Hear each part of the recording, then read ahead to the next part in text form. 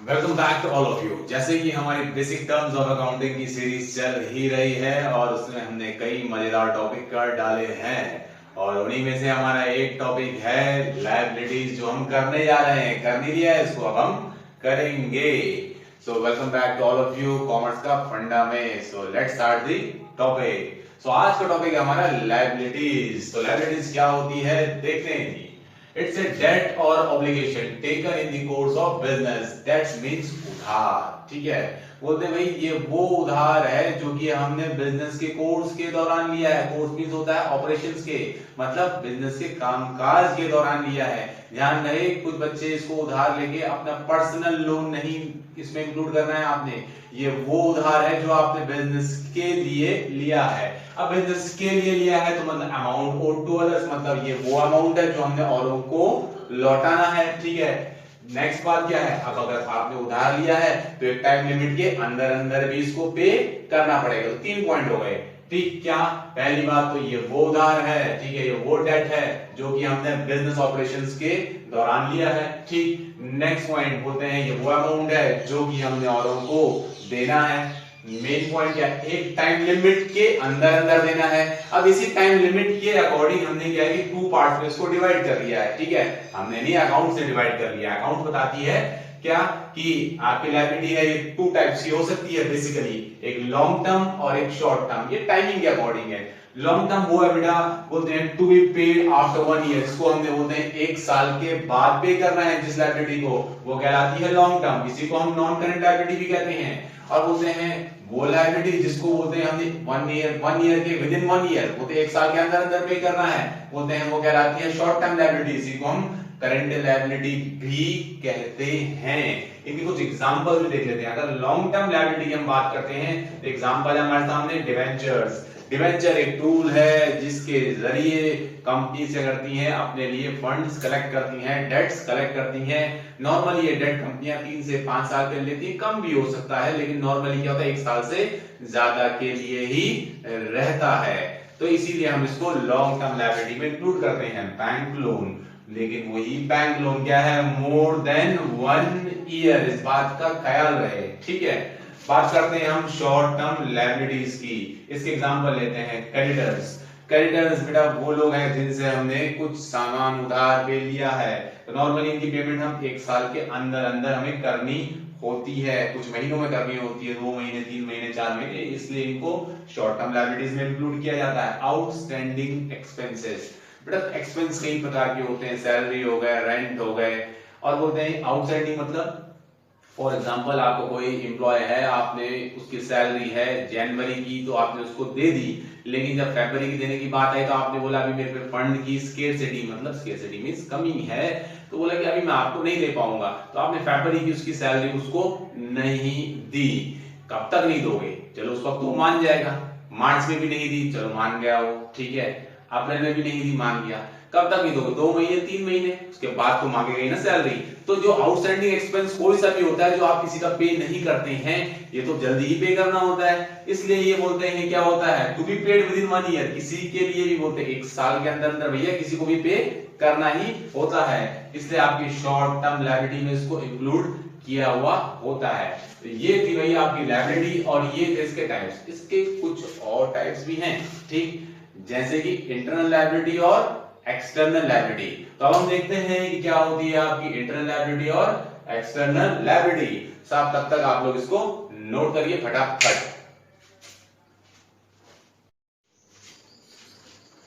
तो भाई अब तक आप लोगों ने आपने नोट भी कर लिया होगा, तो अब स्टार्ट करते हैं एक्सटर्नल लायबिलिटीज और इंटरनल लायबिलिटीज के साथ। जैसे आप लोगों के सामने प्रेजेंट है इंटरनल लायबिलिटी और एक्सटर्नल लायबिलिटी। ध्यान देते जरा पहले इंटरनल लायबिलिटी के केस के सामने, all amount which a business entity has to pay to the proprietor or owner is known as internal liabilities such as capital or accumulated profits। ठीक, मैं दोबारा रिपीट कर देता हूं, ठीक है। all amount which a business entity has to pay to the proprietor, बोलते हैं वो सारे अमाउंट जो कि बिजनेस ने किसको पे करने हैं, बोलते हैं प्रोप्राइटर को, ठीक, बोलते हैं यानी ओनर को, तो बोलते हैं वो क्या कहलाते हैं, इंटरनल लायबिलिटी। यानी जैसे कि कैपिटल, एक्यूमुलेटेड प्रॉफिट्स, मतलब जो प्रॉफिट्स के हैं, ठीक, वो सब। इनको हम एग्जांपल समझेंगे, ठीक है। एक्सटर्नल लायबिलिटी भी देख लेते हैं क्या है। All amounts which a business entity, मतलब एक बिजनेस ने पे करने हैं किसको, आउटसाइडर्स को, ठीक, are known as external liabilities होते हैं। वो सभी अमाउंट जो कि बोलते हैं किसने, बिजनेस ने पे करने हैं किसको, एक्सटर्नल्स को, उनको हम क्या कहते हैं, एक्सटर्नल लायबिलिटीज। अब जरा सारे लोग ध्यान दें यहाँ पर, ठीक है, कि एग्जांपल एक बैलेंस शीट आप लोगों के लिए यहाँ पे बनाई हुई है। बच्चे बोल रहे थे बैलेंस शीट क्या होती है, अब ये आपको पता लग जाएगा। बेटा एक स्टेटमेंट होती है जहां हम एक साइड पे एसेट शो करते हैं, एक साइड पे लायबिलिटीज को शो करते हैं। हमारे पास एक तरफ है बिजनेस, क्या है, बिजनेस है हमारे पास, ठीक है, लीजिए हमारे पास एक तरफ क्या है, बिजनेस है, ठीक, और एक तरफ है ओनर, ठीक है साहब, ये हमारा ओनर है, ठीक। लो जी, हमेशा याद रखिएगा इस बात को कि बिजनेस और ओनर दोनों सेपरेट हैं, अलग अलग हैं, ठीक। इसको कहते हैं सेपरेट लीगल आइडेंटिटी। क्या कहते हैं, separate legal identity concept. Separate मतलब अलग, लीगल मतलब कानूनी, और आइडेंटिटी मतलब पहचान, ठीक। दोनों की अलग कानूनी पहचान है, ठीक है। बिजनेस अलग है और ओनर अलग है, ठीक है। दोनों एक दूसरे से अलग अलग पर्सन है। बिजनेस भी एक पर्सन है और ये भी एक पर्सन है, ये बात याद रखिएगा दिमाग में। अब भाई ओनर ने बिजनेस को रुपया दिया कि भाई आप अपने, बोलते हैं अपना काम चलाओ आगे, तो जो इसने इसको रुपया दिया वो क्या कहलाया, कैपिटल कहलाया, ठीक है। क्या कहलाया, लो जी कैपिटल कहलाया। कितने की कैपिटल दी जी इनको कैपिटल दी इन्होंने 20 लाख रुपीस की कैपिटल दी। कितने की, 20 लाख रुपीस की कैपिटल दी। लो जी, अब अगर कैपिटल आई तो कैश भी आया होगा बिजनेस में, बिल्कुल 20 लाख का कैश भी आ गया, ठीक है। अब अगर कैश आया तो भाई बिजनेस की कुछ रिक्वायरमेंट थी, बिजनेस ने उसको कन्वर्ट किया। जैसे कि उसने क्या किया, एक लैंड ले ली, ठीक है, 10 लाख की उसने क्या किया, इसमें से लैंड ले लिया, ठीक है। लो जी, उसने क्या किया, बिल्डिंग भी ले ली एक 10 लाख की, उसने बिल्डिंग भी ले ली। अब उसने क्या किया, उसके पास जो कैश आया था उससे 10 लाख की लैंड ले ली, 10 लाख की बिल्डिंग ले ली, तो बचा क्या उस पे, सर कुछ नहीं बचा, ठीक। तो कैश कितना हो गया, निल हो गया, ठीक है जी। अब उसने क्या किया, भाई जो कैपिटल था वो तो सारा यूज हो गया, उसने बोला कुछ लोन ही ले लेते हैं, ओनर ने जितना देना था दे दिया, ठीक। तो भाई क्या किया कि उसने बैंक लोन ले लिया, ठीक। भाई बैंक लोन ले लिया उसने 5 लाख रुपए का, ठीक है। तो लोन आया तो बिजनेस से पैसा भी आया, कैश आया होगा, लीजिए उसने एक कैश ले लिया कि भाई मुझे अपने बिजनेस के ऑपरेशंस, डेली ऑपरेशन चलाने के लिए चाहिए, ठीक है, लीजिए साहब। अब क्या हुआ कि कुछ मशीनरी भी तो चाहिए उसे, ठीक।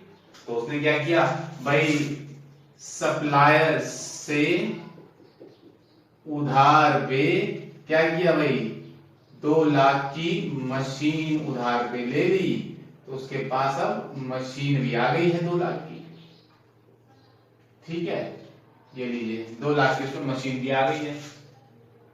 उसे कुछ स्टॉक भी चाहिए, ठीक, भाई रॉ मटेरियल वगैरह का जिससे कुछ बनाकर बेचेगा। तो उसने क्या किया, क्रेडिटर्स से और उधार ले लिया, ठीक है, कितने का, 3 लाख का। तो लीजिए उसके पास अब स्टॉक भी आ गया है, ठीक है, ये लीजिए, ठीक। दोनों साइड बराबर हो गई है, बिल्कुल हो गई है जी। ये हो गया इधर पे 30 लाख का अमाउंट हो गया है और इधर पे भी 30 लाख का अमाउंट हो गया है, ठीक है। अब देखते हैं जरा हम इस कंसेप्ट को समझेंगे, ठीक। भाई इसमें बिजनेस ने पैसा लिया है, किससे लिया है, ओनर से लिया है, लिया है कि नहीं लिया है, भाई बिजनेस ने ओनर से कुछ अमाउंट लिया है कि नहीं लिया है, बिल्कुल लिया है। कितना अमाउंट लिया है, 20 लाख का अमाउंट लिया है। तो उसको वापस भी करना है कि नहीं करना है, बिल्कुल करना है सर, ठीक है। अमाउंट यूज करने के बाद इसने इसको वापस करना है, क्यों, क्योंकि दोनों अलग अलग आइडेंटिटी है, ये बात याद रखिएगा, सेपरेट लीगल आइडेंटिटी। बच्चे अक्सर क्या करते हैं, दोनों को सेम करके पढ़ते हैं, ऐसा बिल्कुल नहीं करना है। दोनों क्या है, सेपरेट लीगल आइडेंटिटी। अगर बिजनेस ने ओनर से कुछ लिया है तो उसको वो वापस भी करेगा। यही बात कही गई है आपकी किसमें, इंटरनल लायबिलिटी में। क्या, all amount which a business entity has to pay to the proprietor or owner is known as internal liability. वो सारे अमाउंट जो कि बोलते हैं किसी बिजनेस ने किसी ओनर को वापस करने होते हैं या पे करने होते हैं, वो क्या कहलाते हैं? Internal liability. इस केस में आपकी ये क्या है? ये है आपकी इंटरनल लायबिलिटी। ठीक है, ये है आपकी इंटरनल लायबिलिटीज। और अगर कोई बोलता है यहां पे जैसे एक्सटर्नल लायबिलिटी में क्या बोला? All amount which a business entity has to pay to the outsiders are known as external liabilities such as creditors, bank loan, etc. ठीक, बोलते हैं वो सारे अमाउंट जो कि क्या है कि बिजनेस ने आउटसाइडर्स को पे करने होते हैं, ठीक, वो क्या कहलाते हैं? External liabilities. ये देखिए सारे के सारे आउटसाइडर्स तो हैं, ठीक है भाई, बैंक लोन है, सप्लायर्स हैं, क्रेडिटर्स हैं, ये सारे के सारे क्या हैं? ये आपके आउटसाइडर्स हैं, ठीक। और बिजनेस ने क्या इनको पे नहीं करना भाई, बैंक को क्या करना है? बैंक लोन पे करना है इंटरेस्ट के साथ, सप्लायर्स को उनका अमाउंट पे करना है, क्रेडिटर्स को उनका अमाउंट पे करना है। तो ये सारी चीजें क्या है? आपकी एक्सटर्नल लायबिलिटीज हैं, एक्सटर्नल लायबिलिटीज हैं, ठीक। अब हम एक और कंसेप्ट है, ये तो आपका लायबिलिटी से कंसेप्ट क्लियर हुआ, साथ ही के साथ जरा हम लोग कैपिटल का जो कंसेप्ट है इसको भी देख लेते हैं। कैपिटल में क्या बता रहा था? बोलता है amount invested bye owner in the business, ठीक, वो अमाउंट है जो कि ओनर इन्वेस्ट करता है कहां? बिजनेस में, ठीक, सीधी सिंपल सी बात है। अच्छा, सोर्स इसके क्या क्या सोर्स हो सकते हैं? कैपिटल एक बिजनेस को कहां कहां से मिल सकता है? सबसे पहला है सेल्फ, मतलब ओनर ही अपने बिजनेस से पैसा लगा ले। दूसरा है क्या? बैंक से लोन ले ले। तीसरा है फाइनेंशियल इंस्टीट्यूशन, फिर डिवेंचर, और भी कई सोर्सेज हो सकते हैं। तो ये जनरल सोर्सेज हैं किसी भी क्या कैपिटल के, जहां से वो अपने लिए कैपिटल ले सकता है। लेकिन जरा कैपिटल के बारे में सोच कर देखिए, इस आदमी ने जिसने ये बोलते हैं अपने, ये रहा ओनर, ठीक है, इसने बिजनेस में रुपया इन्वेस्ट किया था कि नहीं किया था? यस सर किया था। कितना किया था? 20 लाख का अमाउंट इन्वेस्ट किया था। अब बताइए क्या यहां बिजनेस में कितना रुपया रह गया? सर यहां तो 5 लाख है, ठीक। तो क्या बिजनेस से जब ये मांगे अपना रुपया वापस और बिजनेस को कितना दे? 5 लाख रुपया दिया और मान जाए? क्योंकि अब बिजनेस में तो कैश बचा नहीं है, ठीक, बिजनेस में तो अब कैश बचा नहीं है, क्योंकि जो अमाउंट इसने इन्वेस्ट किया था वो तो है ही नहीं। अब कितना बचा है? 5 लाख ही बचा है, ठीक। तो क्या ऐसे चला जाए? तो फिर डेफिनेशन देखो उसकी, amount invested by the owner is the business. तो ये डेफिनेशन है ना, ये सेटिस्फाई नहीं कर पाती, ठीक। तो इसके लिए एक और चीज डेफिनेशन बनती है, वो क्या बनती है कैपिटल की? Claim of the owner on the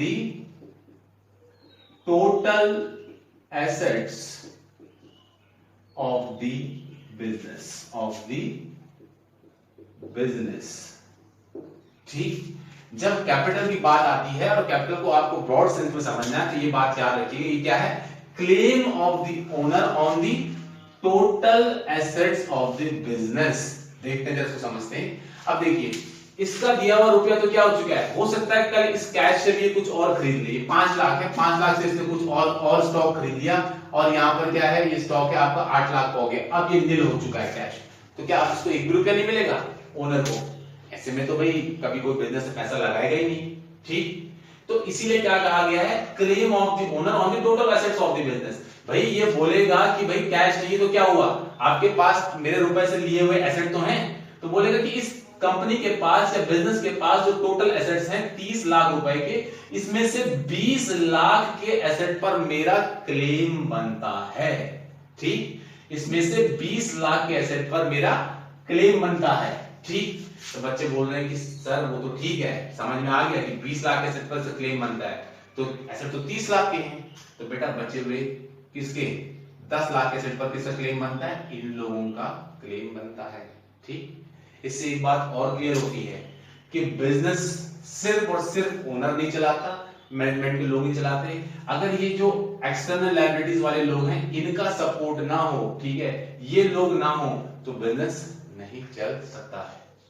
hope so आप लोगों को लायबिलिटीज और कैपिटल का एक कंसेप्ट क्लियर हुआ होगा, ठीक। मिलते हैं एक नई वीडियो के साथ, till then good bye and take care.